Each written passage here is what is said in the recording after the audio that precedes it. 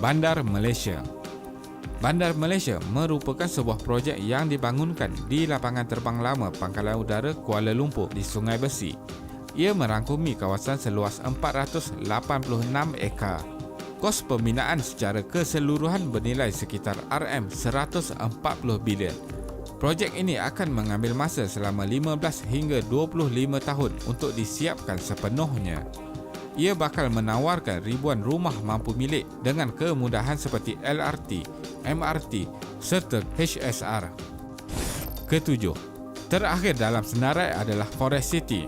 Forest City merupakan projek mega yang bernilai sekitar RM410 bilion yang terletak di Johor. Projek ini dibina atas 4 pulau buatan manusia. Selepas siap dibina, Forest City dianggarkan akan didiami sekitar 700,000 orang penduduk. Ia menawarkan kediaman mewah, sekolah antarabangsa, pusat beli belah, hotel dan banyak lagi. Mengikut satu kenyataan, harga kediaman yang dijual di sini bermula RM600,000. Projek ini dijangka siap pada tahun 2030.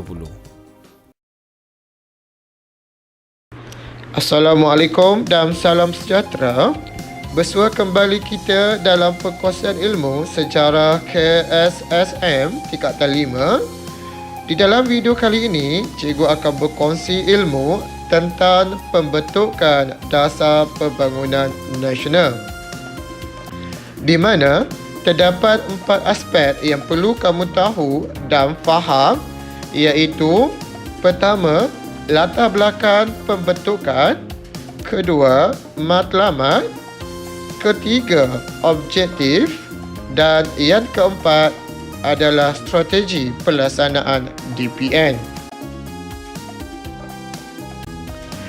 Latar belakang pembentukan DPN. DPN, Dasar Pembangunan Nasional, telah dilancarkan oleh Tun Dr. Mahathir Mohamad pada 17 Jun 1991. DPN merupakan kesinambungan DEB yang dirangka untuk tempoh selama 10 tahun melalui rangka rancangan jangka panjang kedua atau RRJP 2. DPN merupakan usaha untuk menjadikan Malaysia sebagai sebuah negara maju berdasarkan wawasan 2020. Apakah matlamat DPN?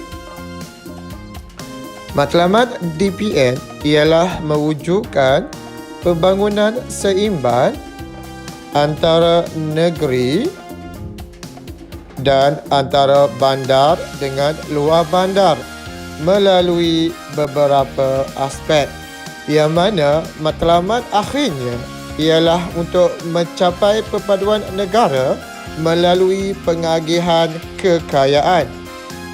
Matlamat DPN dilaksanakan melalui Rancangan Malaysia ke-6 dan Rancangan Malaysia ke-7. Objektif Dasar Pembangunan Nasional DPN. Objektifnya ialah untuk mewujudkan masyarakat yang bersatu padu dengan memperkukuh kestabilan sosial dan politik serta mengekalkan pembangunan ekonomi yang berterusan. DPN menetapkan langkah ke arah membolehkan Malaysia mencapai taraf negara maju dalam semua aspek seperti keadilan sosial, nilai, etika dan moral, kestabilan politik dan kecekapan pentadbiran kerajaan, peningkatan kualiti hidup dan kecemerlangan ekonomi. Bagaimanakah Dasar Pembangunan Nasional dilaksanakan? Dasar Pembangunan Nasional menggunakan beberapa strategi yang merakumi bidang ekonomi, sosial serta pembangunan kemudahan fizikal untuk meneruskan usaha membasmi kemiskinan dan menyusun semula masyarakat. Strategi pertama ialah dalam bidang ekonomi, iaitu pelibatan aktif pihak swasta dalam pembangunan ekonomi negara. Kedua, melaksanakan program penanaman semula.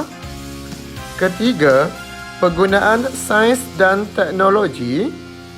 Keempat, meningkatkan pemilikan saham Bumiputera. Strategi kedua dalam bidang sosial iaitu memberikan intensif serta kemudahan pendidikan untuk kemajuan masyarakat miskin tanpa mengira kaum. Kedua, mewujudkan masyarakat perdagangan dan perindustrian Bumiputera. Ketiga, membentuk masyarakat yang berdisiplin dan progresif. Strategi yang ketiga iaitu dalam aspek kemudahan fizikal dan alam sekitar, di mana kerajaan menyediakan dan menambah baik kemudahan asas serta pembangunan mapan tanpa mengabaikan alam sekitar. Rumusan matlamat DPN dilaksanakan melalui Rancangan Malaysia ke-6 dan Rancangan Malaysia ke-7. Adalah diharapkan DPN meneruskan usaha membasmi kemiskinan dan menyusun semula masyarakat.